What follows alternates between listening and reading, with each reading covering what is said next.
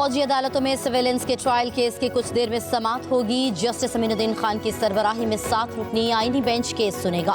गिलगित बल्तिस्तान की काबीना और वज़ीर आला की मशावरत के बगैर वज़ीर आज़म पाकिस्तान की जानिब से मुख्तलिफ ओहदों पर तकर्रियों के खिलाफ केस की समाअत होगी। जंगलात के तहफ़्फ़ुज़ के हवाले से आईनी मुकदमा, मुल्क भर में तलबा यूनियन की तश्कील से मुतल्लिक़ केसेस पर समाअत आएंगे। हाउसिंग सोसाइटीज़ के फॉरेंसिक ऑडिट और कुरान पाक की तालीमात को लाजमी करार देने से मुतल्लिक़ कानून साजी के केसेस भी लगेंगे।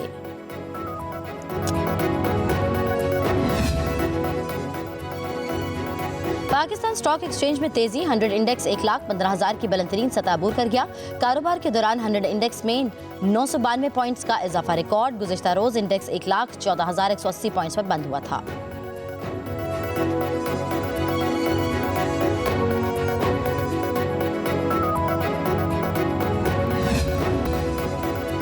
हुकूमत और तहरीक इंसाफ के दरमियान बाकायदा मुज़ाकरात कब शुरू होंगे, ताहाल सूरत हाल वाज़ेह न हो सकी। ज़राए के मुताबिक दो तरफ़ा राबतों और मुलाकातों के बावजूद ताहाल बाज़ाब्ता मुज़ाकरात शुरू नहीं हो सके। PTI मुज़ाकराती कमेटी के सरबराह उमर अयूब ने हुकूमत से राबता नहीं किया।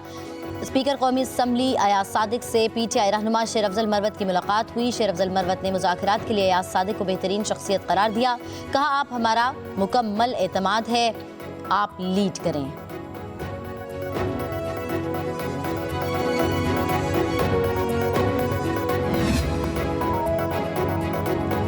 सिविल नाफरमानी की तलवार लटकाने से मुज़ाकरात नहीं होंगे, ऐसा ना करें। अगर PTI बात करना चाहती है तो हम तैयार हैं। नून लीग के सेनेटर इरफान सिद्दीकी का तहरीक इंसाफ को पैगाम। कहा, बातचीत, मुफाहमत और बैठकर मसाइल का हल ही वाहिद तरीका है। हमने कभी भी मुज़ाकरात के दरवाजे बंद नहीं किए। बातचीत खुले दिल से होनी चाहिए। इन्हें चाहते हैं कि फसाद हो, लेकिन दुनिया के 195 ममालिक में से कोई ऐसा मुल्क नहीं जहां एहतजाज का हक गैर मशरूत हो। क्या कोई एहतजाज ऐसा होता है जहां लोग डंडे, कील और गुलेले लेकर आते हैं? पुराने तरीक़ाकार को तर्क करना होगा। 24 नवंबर के वाक़यात की इंक्वायरी के लिए कमीशन बनाया जाए। हुकूमत की तरफ से भी लोग कह रहे हैं कि ज़्यादती हुई। तहरीक इंसाफ के सेनेटर अली ज़फ़र का सेनेट इजलास में इज़हार ख्याल। कहा, हर रोज़ हमारे लोग गिरफ्तार हो रहे हैं। ये पूछते हैं कि डी चौक की क्यों एहतजाज करते हैं। लोग 10 डाउनिंग स्ट्रीट और वाइट हाउस के सामने एहतजाज करते हैं।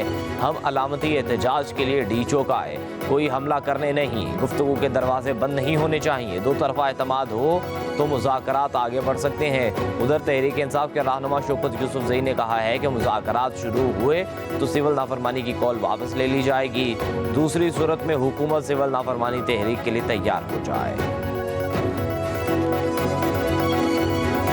हमने आपके दौर में लॉन्ग मार्च किया, एक डंडा उठाया पीपल्स पार्टी ने, एक गमला हिला उस लॉन्ग मार्च में। तवील कराची से लेके इस्लामाबाद तक IMF को ख़त लिखते हैं। आप किसके सोच में आप वो ख़त लिखते हैं कि पाकिस्तान की मईशत को इस वक्त रोक दो? हम हैं तो कुछ भी नहीं। आपका लीडर बार बार ये कहता है। तो जेल को बर्दाश्त कीजिए ना मैडम, जेल को बर्दाश्त करने की सख्त करें। अभी तक आपको ये समझ बात नहीं आई है। आपने जो 9 मई को किया वो किसी पार्टी ने कभी नहीं किया है। ये बैठ गए हैं, इन्होंने देखा है कि अब ये और किसी नाजायज तरीके से फैज़याब नहीं हो सकते। 10 डाउनिंग स्ट्रीट की बात करते हैं, वहां फौजी तंसीबात पर हमला हो तो देखें वो क्या करते हैं। सेनेटर शलीर रहमान का अली ज़फ़र को जवाब। बोली, पीपल्स पार्टी ने तहरीक इंसाफ के दौर में लॉन्ग मार्च किया, लेकिन किसी का कोई तकलीफ नहीं पहुंचाई। आप IMF को ख़त लिख देते हैं, आपका लीडर जेल को बर्दाश्त करे। ये अब बैठ गए हैं क्योंकि इन्हें मालूम हो गया है कि ये अब फैज़याब नहीं हो सकते। हम मैदान छोड़कर भागने वालों में से नहीं हैं। सेनेटर फलकनाज चित्राली ने शेरी रहमान की तकरीर के दौरान बार बार मुदाखलत की, जिस पर शेरी रहमान बोली कि सच बात करेंगे तो मिर्चें तो लगेंगी। आपने रियासत पर हमला किया, आप पर कैसे एतबार करें। सुबह कुछ बात करते हैं, शाम को नई हिदायत आ जाती है। आपने भी सिविल नाफरमानी की कॉल दी हुई है। इन हालात में कैसे मुज़ाकरात हो? आपको हमसे मुआफ़ी मांगे।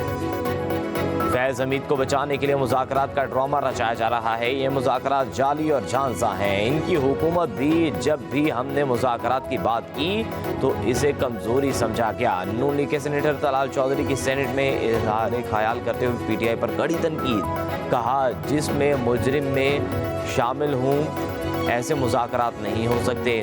ثاقب نثار، فیض حمید، بانی پی ٹی آئی جن مذاکرات میں ہوں گے انہیں ہم نہیں مانیں گے۔ اگر جنرل ظہیر الاسلام اور جنرل پاشا ہوتے تو بانی پی ٹی آئی بھی نہ ہوتے۔ 26ویں ترمیم نہ ہوتی تو 26 نومبر والے کامیاب ہو جاتے۔ نواز شریف کی بیماری کو یہ سیاسی بارگن کے لیے استعمال کرتے تھے۔ ڈائریکٹوریٹ بنانا مداخلت ہے، مدارس آزاد رہنا چاہتے ہیں۔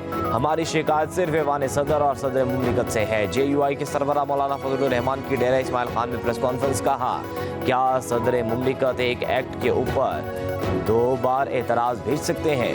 اگر کچھ مدارس وزارت تعلیم کے ڈائریکٹوریٹ سے رجسٹریشن کروا رہے ہیں تو اس کا ملبہ بھی ہم پر نہ گرایا جائے۔ مدارس رجسٹریشن اور بینک اکاؤنٹ سے متعلق قانون دونوں ایوانوں سے اتفاق رائے سے منظور ہوئے۔ بل ڈرافٹ وزارت قانون نے تیار کیا جسے ہم نے قبول کیا۔ جن لوگوں نے قانون تیار کیا اب وہی اس قانون کے خلاف لوگوں کو ہمارے سامنے لا رہے ہیں۔ فضل الرحمان نے کہا، ہم سمجھتے ہیں کہ ایکٹ پاس ہو چکا، اس کا فوری نوٹیفیکیشن ہونا چاہیے۔ ہمیں عدالت سے بھی رجوع کرنا پڑا تو ہم جائیں گے۔ ہمارے علماء کرام دانش مندی کا مظاہرہ کریں۔ Chief justice of Pakistan justice Yahya Afridi نے سپریم جوڈیشل کونسل کا اجلاس طلب کر لیا۔ اجلاس آج دوپہر 2 بجے ہوگا۔ زیر التوا شکایات کا جائزہ لیا جائے گا۔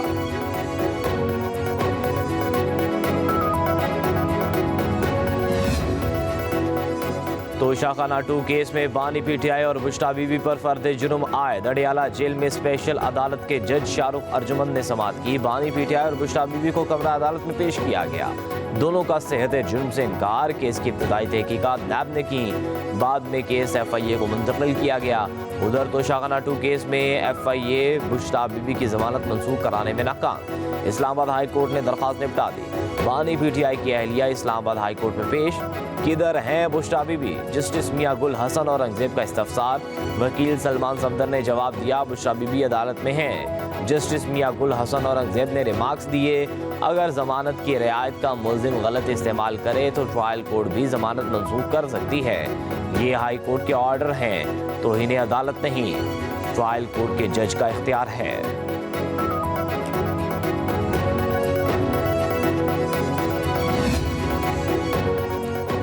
تھانہ شادمان جلاؤ گھراؤ کیس میں پی ٹی آئی رہنما شاہ محمد قریشی، ڈاکٹر یاسمین راشد، میاں محمود رشید اور دیگر ملزموں پر فرد جرم عائد۔ لاہور کی انسداد دہشت گردی عدالت کے جج منظر علی گڈ نے کوٹ لکھپت جیل میں سماعت کی۔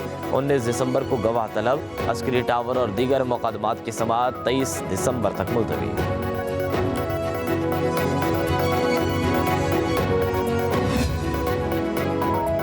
جو شخص آرمڈ فورسز میں نہیں وہ اس کے ڈسپلن کے نیچے کیسے آ سکتا ہے؟ سپریم کورٹ کے جسٹس جمال خان مندقل کے ریمارکس۔ عدالت عظمیٰ میں فوجی عدالتوں میں سیویلینز کے ٹرائل کیس کی سماعت ہوئی۔ جسٹس جمال خان مندقل نے کہا، ایک شخص آرمی میں ہے اس پر ملٹری ڈسپلن کا اطلاق ہوگا، ایک شخص محکمہ زراعت میں ہے اس پر محکمہ زراعت کے ڈسپلن کا اطلاق ہوگا۔ اگر کوئی شخص کسی محکمے میں سرے سے ہے ہی نہیں تو اس پر آرمی فورسز کے ڈسپلن کا اطلاق کیسے ہوگا؟ کیا غیر متعلقہ شخص کو ڈسپلن کے نیچے لانا آرٹیکل 8 کی خلاف ورزی نہیں ہوگی؟ ملٹری کورٹس کا پورا کیس آرٹیکل 8 کے گرد گھومتا ہے۔ کیا 5 رکنی بینچ نے آرمی ایکٹ دفاعت کو آرٹیکل 8 سے متصادم قرار دیا؟ وزارت دفاع کے وکیل خواجہ حارث نے دلائل دیے، مخصوص حالات میں سویلین پر بھی آرمی ایکٹ کا اطلاق ہوتا ہے۔ جسٹس محمد علی مظہر نے ریمارکس دیے، 4 ججز نے فیصلے میں آرمی ایکٹ دفاعت کو قلعدم کیا۔ جسٹس جمال خان مندقل نے ریمارکس دیے، اس طرح تو اگر کوئی اکسانے کا سوچے اس پر بھی آرمی ایکٹ کا اطلاق ہوگا۔ پاکستان میں سب سے بڑا عہدہ صدر پاکستان کا ہے، اگر ایوان صدر پر حملہ ہوتا ہے تو ملزم کا ٹرائل انسداد دہشت گردی عدالت میں ہوگا، اگر آرمی املاک پر حملہ ہو تو ٹرائل ملٹری کورٹس میں۔ سپریم کورٹ کے آئینی بینچ نے پریکٹس اینڈ پروسیجر آرڈیننس کے خلاف درخواستیں خارج کر دیں۔ جسٹس امین الدین خان نے ریمارکس دیے، پریکٹس اینڈ پروسیجر آرڈیننس ختم ہو چکا ہے۔ آرڈیننس کے بعد پریکٹس اینڈ پروسیجر میں پارلیمنٹ میں قانون سازی کر دی ہے، قانون آ جائے تو آرڈیننس خود بخود ختم ہو جاتا ہے۔ جسٹس محمد علی مظہر نے کہا، کمیٹی کے فیصلوں کو پاس اینڈ کلوز ٹرانزیکشنز کا تحفظ ہے۔ جسٹس جمال خان مندقل نے ریمارکس دیے، آئین نے صدر پاکستان کو آرڈیننس جاری کرنے کا اختیار دیتا ہے۔ بیرسٹر گوہر اور دیگر نے آرڈیننس کے خلاف درخواستیں دائر کی تھیں۔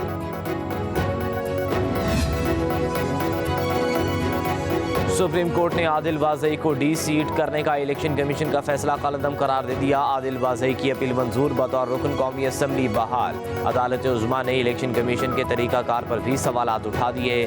जस्टिस अकील अब्बासी ने रिमार्क्स दिए, बस बड़े साहब का खत आ गया तो बंदे को डी सीट कर दो, ये नहीं हो सकता। जस्टिस आयशा मलिक ने इलेक्शन कमीशन के वकील को कहा, आपके पास 2 बयान हल्फी आए थे, एक जीतने वाले का कह रहा है मेरा है, दूसरा कहता है मेरा नहीं है।